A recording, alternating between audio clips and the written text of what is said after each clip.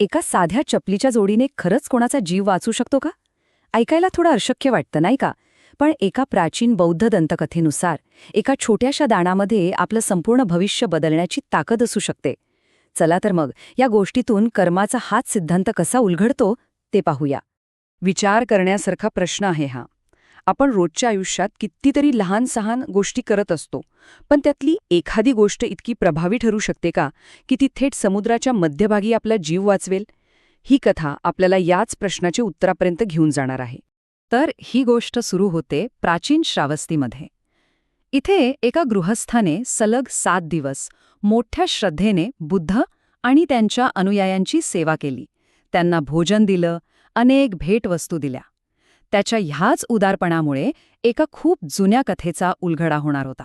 त्या गृहस्थाने दिलेल्या सगळ्या भेटवस्तूंमध्ये 1000 मुद्रा किमतीची पादत्राणांची जोडी विशेष होती. त्या काळात ही खूप मोठी रक्कम होती.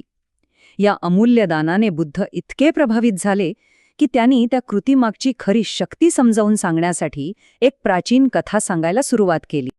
आता पच्चेक बुद्ध म्हणजे कोण? तर असे ज्ञानी जे स्वतःच्या साधनेनी ज्ञान मिळवतात, पण ते इतरांना शिकवत नाहीत. बुद्धांनी सांगितलेली ही कथा आपल्याला दाखवते की अशा एका एकांतप्रिय साधूला केलेल्या दानात सुद्धा किती प्रचंड शक्ती दडलेली असू शकते. या कथेत आपण भेटतो शंख नावाच्या एका दानशूर ब्राह्मणाला. त्याचा खजिना गरजू लोकांसाठी नेहमीच खुला असायचा, पण काही काळाने त्याचा खजिना रिकामा होऊ लागला. आपला दानधर्म थांबू नये यासाठी त्याने संपत्ती मिळवण्यासाठी समुद्राच्या धोकादायक प्रवासाला निघण्याचा निर्णय घेतला. बंदराकडे जात असताना भर दुपारची वेळ आणि शंखाला एक असं दृश्य दिसतं जे त्याचं मन हेलावून टाकतं. एक साधू तळपत्या उन्हात निखाऱ्यांसारख्या गरम वाळूवरून अनवाणी चालत होते. त्यांच्या वेदना शंखाला पाहुल्या नाहीत. शंखाने क्षणाचाही विचार केला नाही. त्याने त्या साधूला झाडाखाली बोलावलं. त्यांचे पाय धुतले आणि स्वतःच्या पायातली पादत्राणं आणि डोक्यावरची छत्री त्यांना देऊन टाकली. परत काही मिळेल अशी कोणतीही अपेक्षा न ठेवता केवळ करुणेपोटी त्यांनी ही मदत केली आणि तो आपल्या प्रवासाला पुढे निघाला.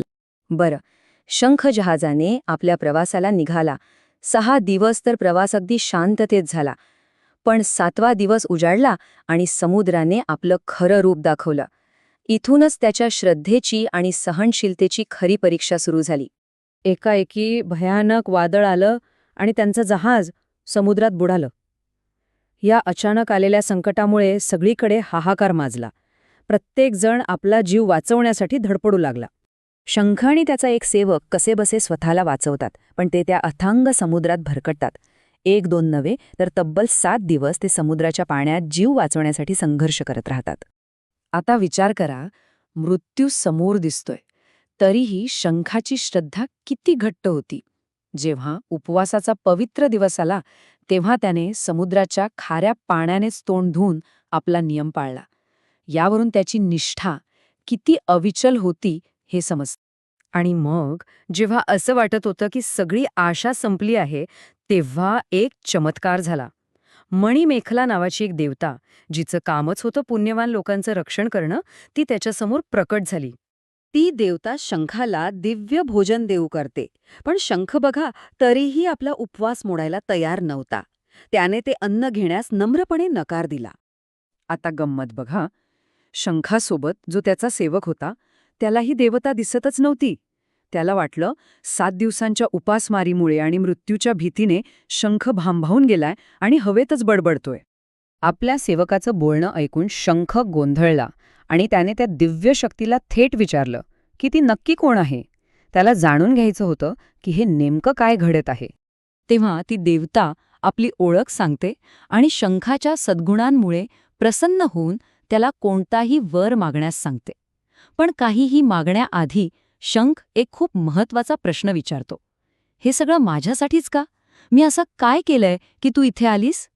आणि तेव्हा त्या देवतेने ते रहस्य उलगडलं. ती म्हणाली, तुला आठवतंय त्या तापलेल्या वाळूत तू एका साधूला तुझी पादत्राणं दिली होतीस? तेच छोटंसं दान आज तुझ्यासाठी कामधेनू बनून आलंय. म्हणजेच सर्व इच्छा पूर्ण करणारं ठरलं होतं. ह्या एका क्षणात शंखाला कर्माच्या सिद्धांताचा खरा अर्थ कळला होता.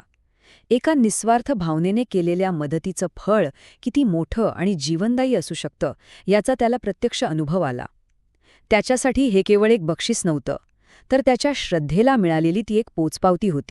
ती देवता फक्त त्याचा जीव वाचवत नाही, तर त्याला एक असं अविश्वसनीय जहाज देते, ज्याचे खांब नीलमण्यांचे होते, दोरखंड सोन्याचे होते आणि ते 7 प्रकारच्या मौल्यवान रत्नांनी भरलेलं होतं. विचार करा, एका छोट्या दाण्याचं हे किती भव्य प्रतिफळ होतं. ही कथा आपल्याला पुण्याच्या सिद्धांताबद्दल सांगते. म्हणजे काय, तर आपण केलेलं कोणतंही निस्वार्थ चांगलं काम एक पॉझिटिव्ह एनर्जी तयार करतं आणि ही ऊर्जा कधी ना कधी अनपेक्षितपणे आपल्याकडे परत येतेच. शंखाने दिलेल्या पादत्राणांनी साधूचे पाय भाजण्यापासून वाचवले आणि त्याच पुण्याईने समुद्रात शंखाचा जीव वाचवला. तर शंखाची ही कथा सांगून बुद्ध पुन्हा वर्तमानात आले. त्यांनी त्या गृहस्थाकडे पाहिलं आणि समजावलं, ज्याप्रमाणे शंखाच्या पादत्राणांनी त्याला समुद्रात आश्रय दिला, त्याचप्रमाणे तुझं हे दान देखील तुझ्यासाठी एक मोठा आधार बनेल. ही कथा आपल्याला एका महत्त्वाच्या प्रश्नावर सोडून जाते.